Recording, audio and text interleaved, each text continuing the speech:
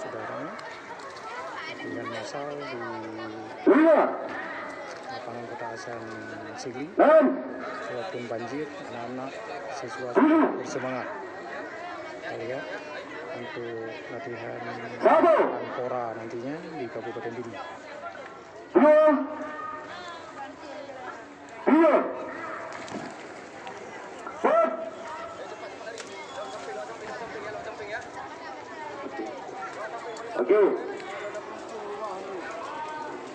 Ini nantinya kami laksanakan pembukaan Pora di Kabupaten Pidi.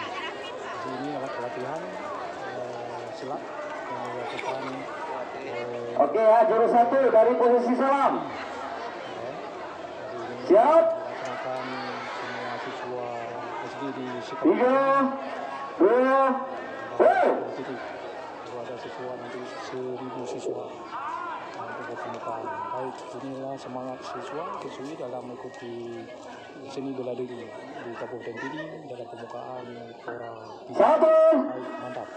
Terbiasa kita lihat. Inilah siswa bersemangat walaupun dalam air. 3,